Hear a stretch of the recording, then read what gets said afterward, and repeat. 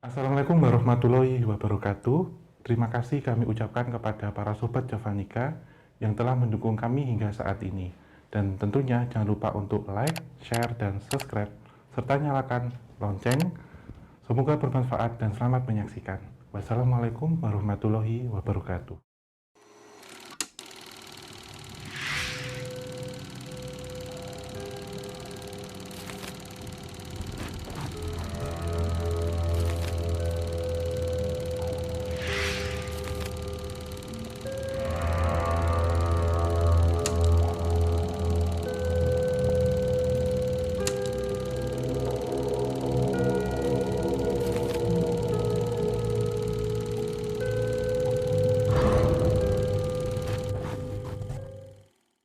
Halo Sobat Javanika dimanapun kalian berada. Assalamualaikum warahmatullahi wabarakatuh. Dan tentunya selamat datang kembali tentunya di channel kita semuanya, Kisah Tanah Jawa. Di program obrolan santai ya Om ya. Iya. Setelah sekian lama kita nggak berdua, terpisahkan oleh jarak dan waktu. Akhirnya kita bersama lagi dan kita akan membahas seperti biasa topik-topik yang mungkin cukup menarik untuk dibahas. Sebelumnya saya tuh sering menerima DM ya Om ya tentang Mas bahas tentang peton dong, tapi peton kan udah pernah kita bahas ya. Kan sering ya. Nah, kali ini iya, udah pernah kita dibuat di konten tulisan juga sebenarnya. Dan mungkin kali ini kita akan membahas sesuatu yang mungkin agak-agak berat. Menurut saya sih ini berat, tapi nggak tahu kalau mungkin ini bukan apa-apa. Menurut saya berat ya, untuk mencerna sebuah sejarah itu adalah sebuah kesusahan untuk saya. Jadi mungkin di sini kita akan membahas tentang apa ya? Macam-macam lelaku mungkin ya Om ya. Lelaku ini ya kayak ritual gitu ya Mas? Ya, kayak ritual mungkin Dengan tujuan-tujuan tertentu. dengan tujuan-tujuan tertentu. Resikonya juga. Yes. Ya. Kan kayak kita tahu ya teman-teman semuanya kayak orang Jawa itu kan ibaratnya kan kuat lelakonnya ya Om. Ya, kejawennya. Kejawennya kuat dan beberapa di antaranya udah sering dilakukan juga, beberapa tradisi lama sering melakukan lelaku itu, dan bahkan mungkin yang paling sering kita dengar adalah sebuah pertapaan. Semedi, pertapaan. Karena kita kan udah banyak berkunjung ke banyak tempat juga, yang di Gua Langse, terus di mana lagi itu kan selalu banyak yang tentang membahas tentang pertapaan kayak gitu. Sebenarnya bertapa itu sebenarnya untuk apa sih Om? Sebenarnya? Iya, sebenarnya macam-macam Mas. Tapi kalau kita ambil garis globalnya itu sebenarnya bertapa itu untuk menenangkan diri atau persucian juga bisa. Tapi sebatas yang saya ketahui ya, kalau kita datang pas gerbang antar dimensi kan ke petilasan, pamuksan, kemudian tempat bersemedi atau seperti untuk ikhtiar zaman dulunya, ada juga untuk lelaku. Sebenarnya di sini semua berawal dari untuk mencari sesuatu hal Mas, bisa itu positif, bisa itu negatif.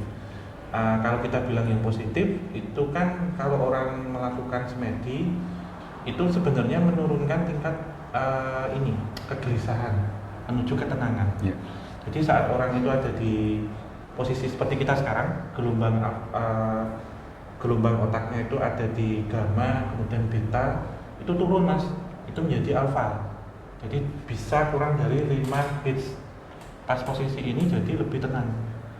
Kan kalau di kepercayaan muslim ya, di agama Islam kan wiridan, kemudian yoga, meditasi. Kalau Mas Genta mungkin ada, kalau doa malam atau apa ya? Saya dari kalau orang yang sangat-sangat jauh dengan agama. Jujur aja nggak apa-apa. Tapi tetap ada. Mungkin saya aja yang terlalu jauh dengan Tuhan belakangan ini saya Om. Tapi ya Om ya, apa namanya? Yang saya sering pertanyakan tuh ketika kita bertapa tuh sebenarnya yang kita pikirkan itu apa? Harus kosong Mas sebenarnya. Harus kosong. Iya. Kosong tuh bukan berarti terus kita ngambang ngelamun, bukan ya. Tapi tujuan dari bertapanya sendiri. Jadi paling banyak itu sebenarnya untuk mencari ketenangan hidup. Jadi untuk mencari ketenangan hidup, kemudian mencari jalan keluar, solusi dari sebuah permasalahan, atau ada juga yang syarat Mas. Syarat-syarat khusus. Bisa itu tujuannya untuk mencari ilmu contohnya. Selain untuk mencari ketenangan atau solusi ya, ada juga yang model-model ini Mas, pesugihan juga ada. Terus kalau ini untuk memikat lawan jenis juga bisa dengan pakai semedi dulu. Ada seperti itu karena di jam-jam malam itu si orang yang akan ngirim ke target itu biasanya melakukan penenangan juga.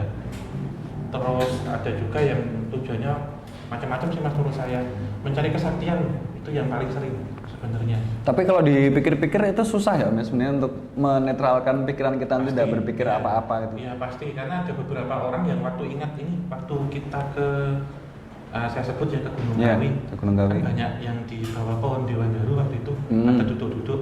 Terus sebenarnya sama mas, mau laku semedi juga. Dan mereka berharap kalau nanti sudah tenang, kejatuhan buahnya.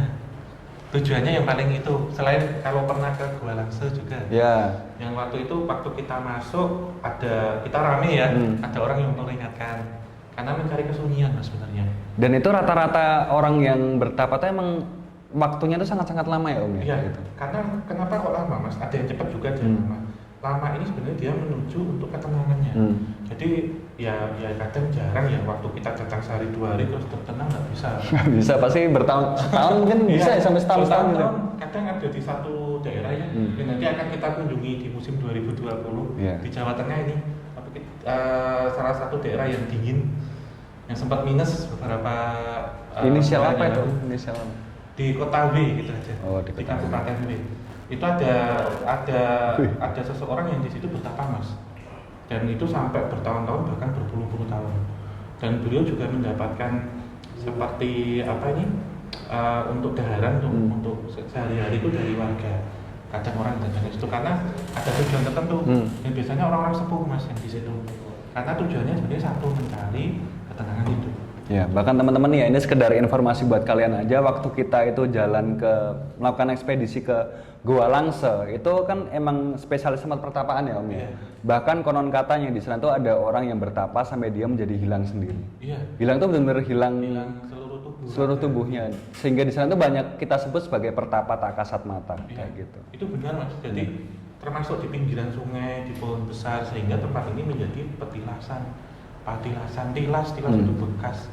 Orang-orang dahulu kan semisal ada masalah nih, biasanya kan menyepi seperti itu mas. Sewaktu di Gunung Kawi kita ke Keraton itu kan tempat pertapaannya dahulu Prabu Kameswara, salah satu contohnya.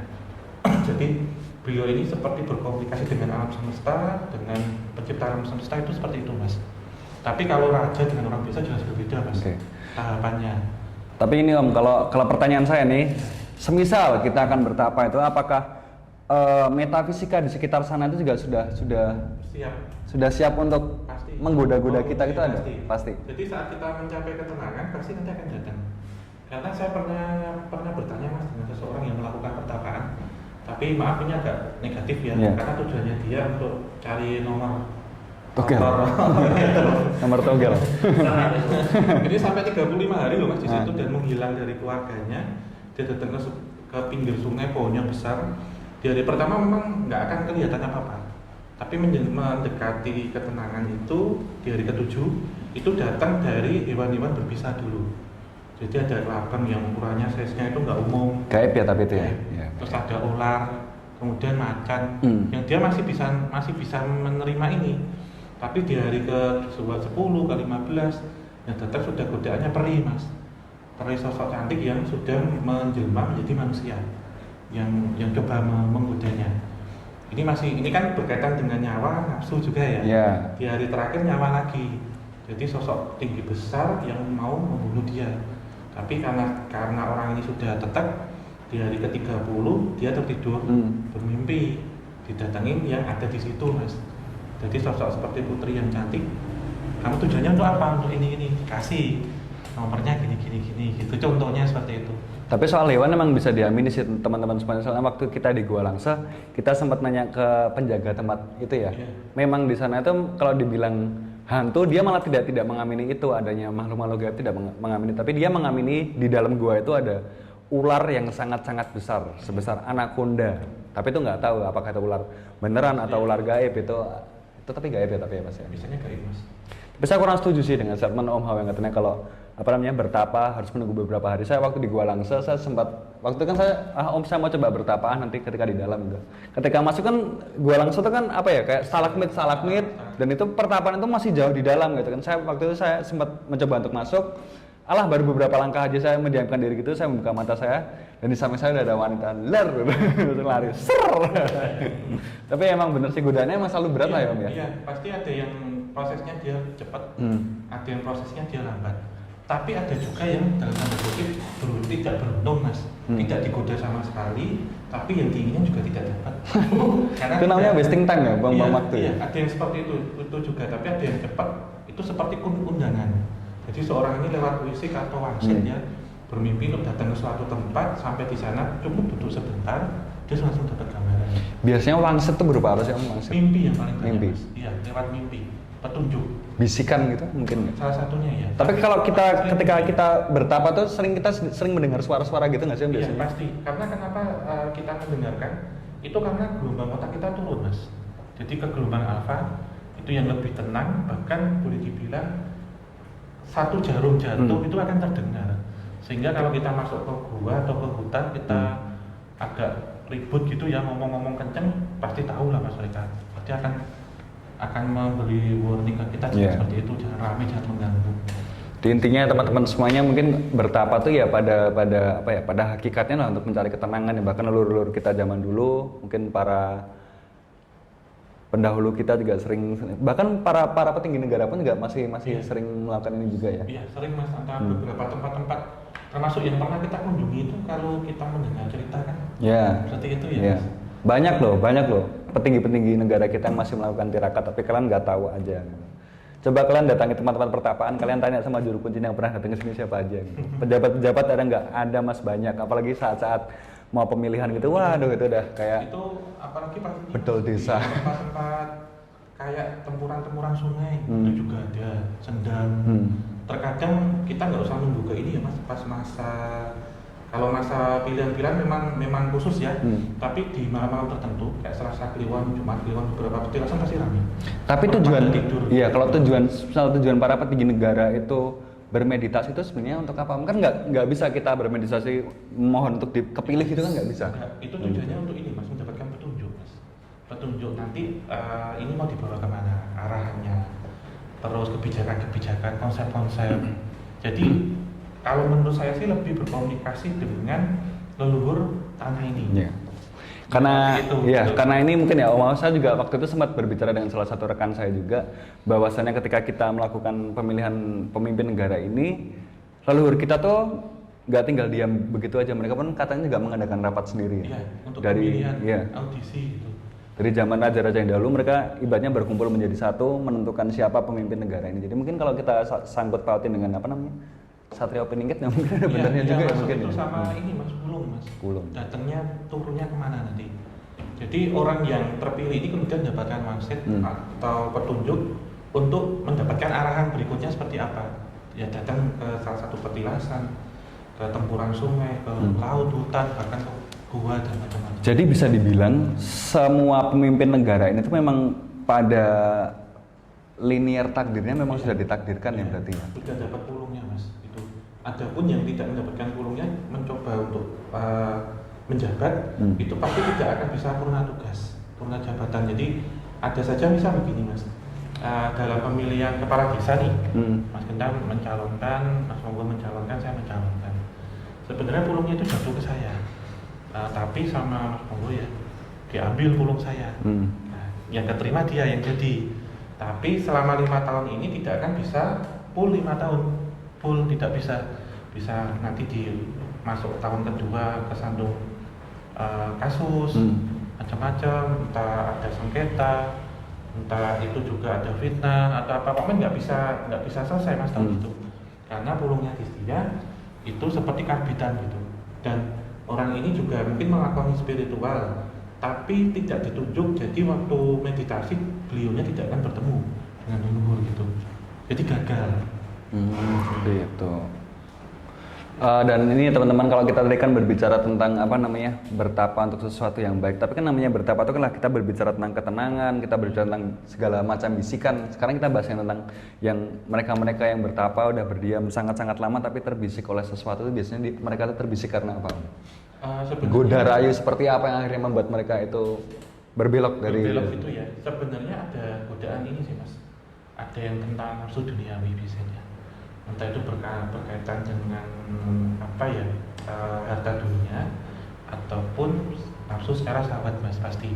Karena kan yang membisiki ini bisa nanti akan menawarkan harta yang berlebih, atau godaan perih atau macam-macam. Yeah.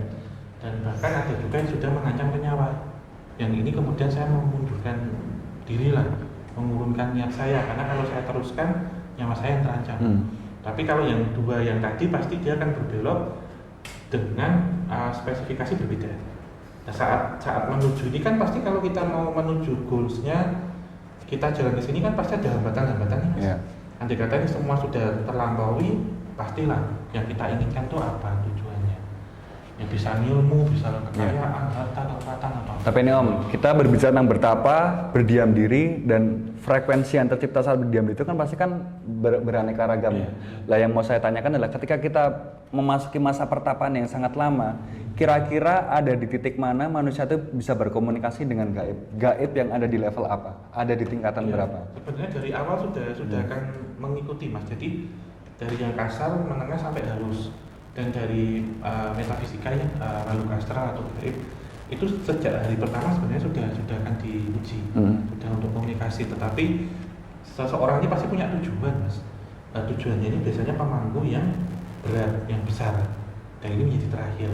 Jadi misal ada 7 hari, ya memang dari hari pertama sampai hari ke-7 itu sudah akan banyak godaan. Tetapi kalau pas di hari ke-5 ini sudah tidak tahan dengan ujiannya, tidak akan bisa menuju ke sini. Jadi challenge sih, Mas, sama kayak main game itu, ada trap-trapannya. Tapi mereka yang tertua itu biasanya ada di kisaran umur berapa Om biasanya? Selalu ada di level tertinggi setiap pertapaan. Itu sekiranya ada di umur berapa tahun? Udah 1000 lebih, Mas. 1000 lebih ya, ribuan tahun.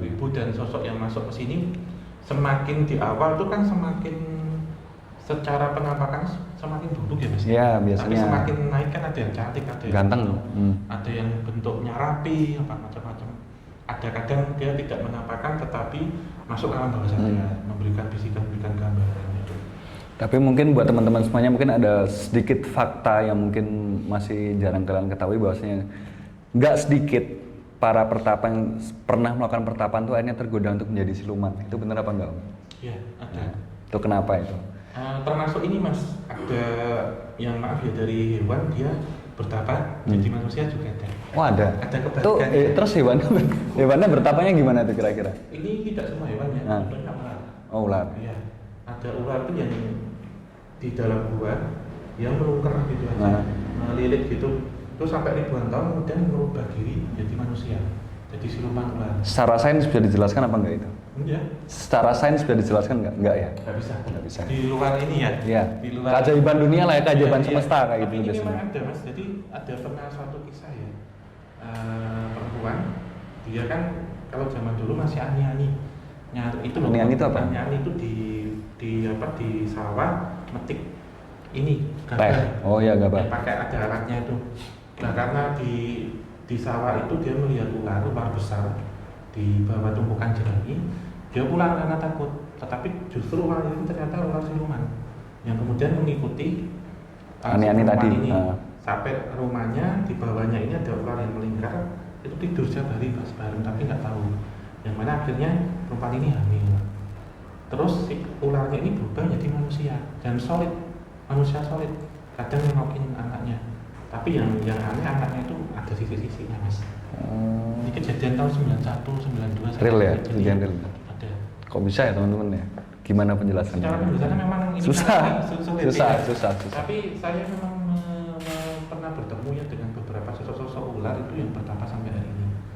Jadi di dalam gua yang sangat gelap, selain mereka tujuannya untuk berkembang biak ya, mereka juga ada yang secara spiritual ular ini memang dari energi astral yang lain, Mas. Jadi sebenarnya ular asli ya buang-buangan residual energi lah ya ibaratnya ya. Kemudian masuk dan menyetel ular ini akan ngikut.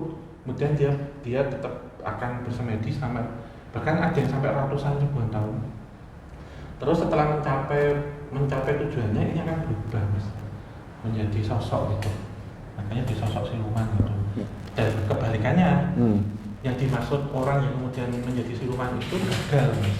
Gagal dalam pertapaan, Iya. bisa dibilang. Dalam artian di sini sudah ada syarat yang diajukan bahwasanya saya akan melatih ilmu kanuragan tertentu untuk mencari harta tertentu, tetapi kalau saya gagal, saya bersedia akan masuk ke sini gitu.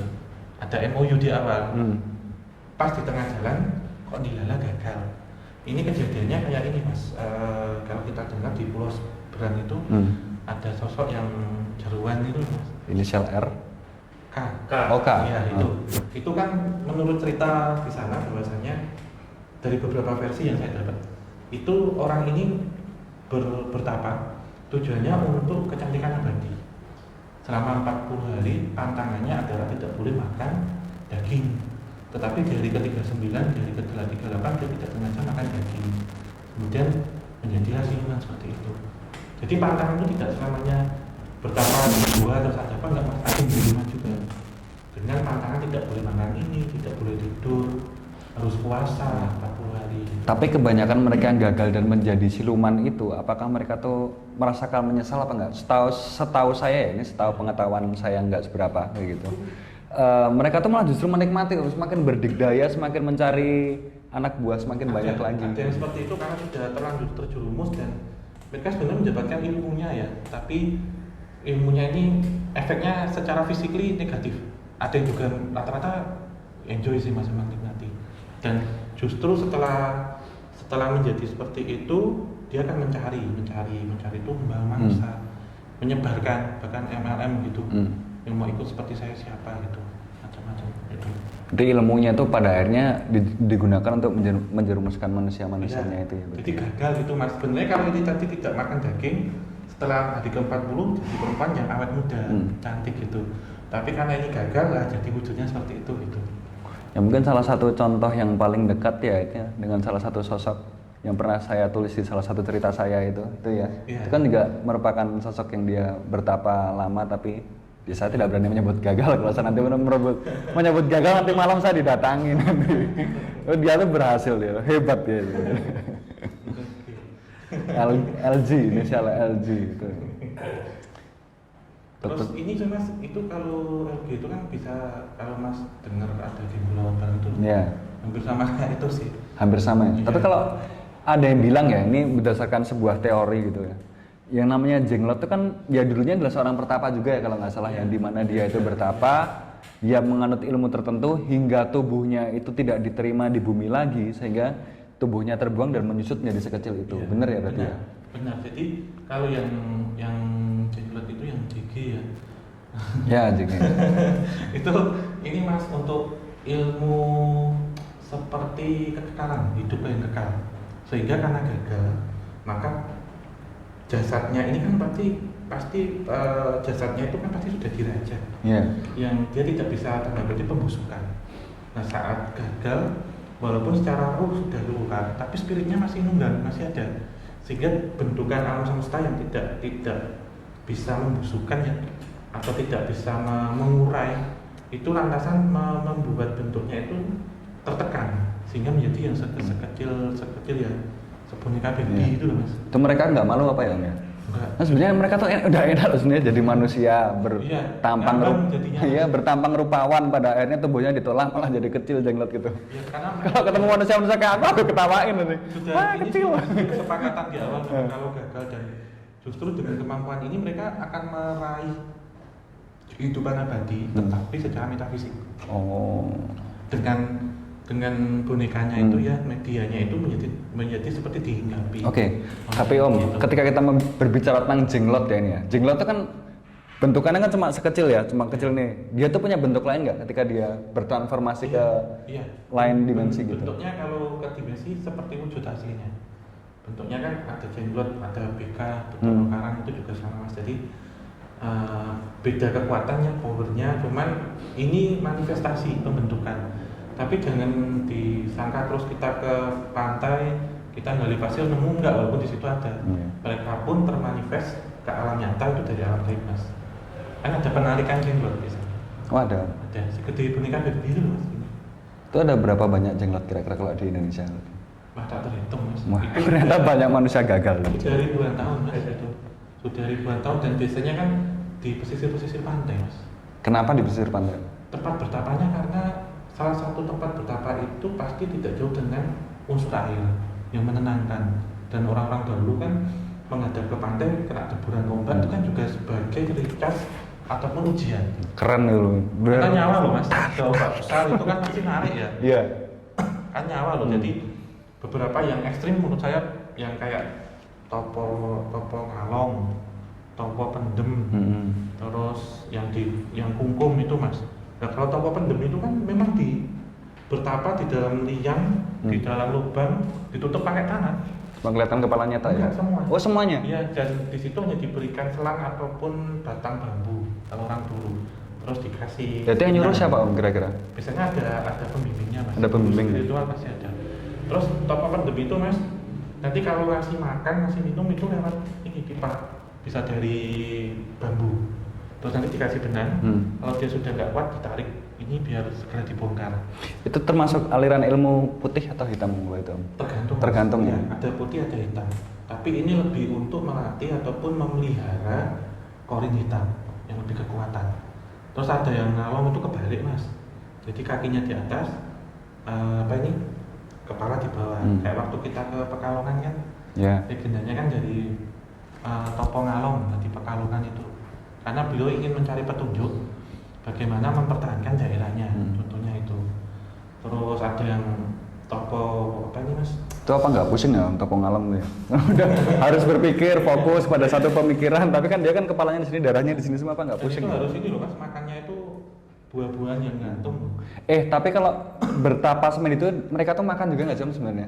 Ada yang iya, ada yang tidak. Karena ada yang bilang semed itu nggak selamanya dia terus diam gini, enggak, karena katanya ada yang makan. Ada tempat-tempatnya khusus. Jadi kayak yang pati geni memang iya ya, jadi tidak puasa sehari suntuk. Ada juga yang puasa harus telanjang semua, harus seperti bayi yang terlahir juga ada, tergantung syarat-syaratnya mas. Bahkan ada yang ini saya pernah melihat itu yang di Tempuran itu, jadi di pertemuan dua sungai Topo Kungkum itu mah harus telanjang mas di situ. Dan mereka cerita bahwasanya ada kayak yuyu kepiting itu ya, nyakitin gitu. Terus ada ular lewat jadi kita duduk ini dan telanjang bulat ya pakai apa loh. Ada yang datang, ada kayak ular yang kemudian datang, terus ada yuyu godaan perempuan cantik yang tiba-tiba meluk dari belakang gitu mas. Dan kepercayaan itu tuh sampai sekarang masih ada loh, masih ada lah ya, masih banyak dilakukan. Semuanya masih mas, dan masih dijalankan dengan tujuan masing-masing dan niatnya masing-masing. Itu bisa dikatakan termasuk salah satu habit yang baik apa enggak? Tergantung tujuan. Tergantung tujuan ya.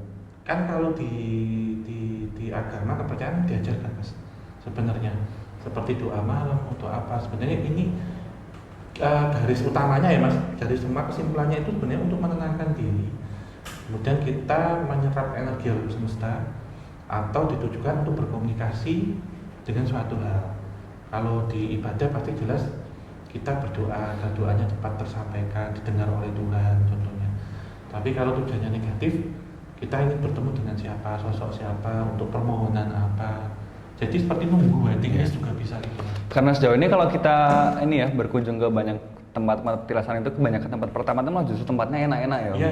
Jauh dari kata seram, bisa dipastikan. Menenangkan, terus bikin ngantuk juga. Iya, bikin nyaman lah pokoknya lah. Karena memang yang dicari seperti itu mas. Jadi jauh dari keramaian, masih alami tempatnya, dan juga penyerapannya itu jadi maksimal. Pasti sunyi lah yang dicari. Ke orang tuh kak berpikir-pikir kayak Gunung Kawi tempatnya wah scary gitu, tapi pada kenyataannya enak ya om, adem, dingin. Apalagi yang jarang dikunjungi orang. Iya. Karena energi panasnya kan pasti beda yang ada di situ. Nih sekiranya cukup. Oke mungkin lah ya. Lanjut ke sesi lainnya ya. Istilahnya kira-kira bisa kita bahas apa lagi ya om ya? Mungkin ini mungkin teman-teman ada masukan apa enggak? Rekan-rekan nanti bisa tulis di kolom komentar ya. Iya. Kita mau bahas apa, karena kalau di DM IG ya mas ya, itu kita tidak bisa kewalahan banyak banget.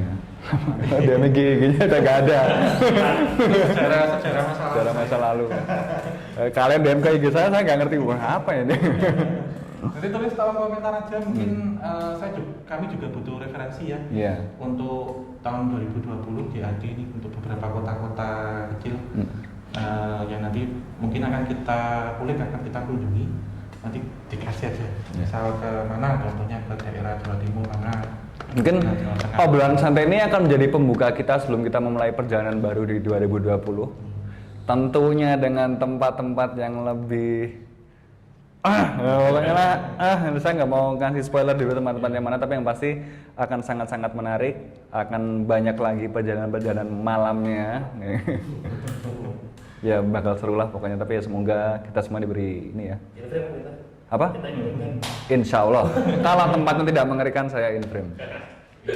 Dan nanti kita juga usahakan untuk semua daerah, kota, kabupaten, kecamatan yang akan kita kunjungi. Jadi memang sudah kita data, ada beberapa yang belum, itu kita usahakan 2020 sehingga rekan-rekan yang sudah ngikutin sejak awal, oh Om Mbak pernah mampir ke sini, Mas Genta mampir ke sini ke tempat ini, gitu nanti bisa kita pertimbangkan. Ya, yang nanya, Mas kapan ke Alas P? Ya, itu di 2020 itu kita pasti itu awal-awal bulan kita ke sana. Semoga lah. Ya wes kayak itu semuanya teman-teman. Terima kasih sudah mendengarkan obrolan santai kali ini mungkin dengan topik yang agak-agak berat, tapi nggak apa-apa, ini kan tujuannya kan untuk mengedukasi, jadi kalian semuanya tahu bahwasanya meditasi itu masih ada, bermacam jenisnya, berbagai macam juga bentuk tujuannya. Semoga yang bagus bisa kalian ambil, yang buruk bisa kalian jauhi. Kalau mau mencari ketenangan kalian bertapalah. Jangan bikin status di sosial media kalau kalian benar salah. Bertapa, mencari ketenangan. Mantap. Quote saya 2019. Cukup sekian teman-teman semuanya. Terima kasih. Ya, wabillahi taufiq wal hidayah. Assalamualaikum warahmatullahi wabarakatuh. Terima kasih teman-teman semuanya.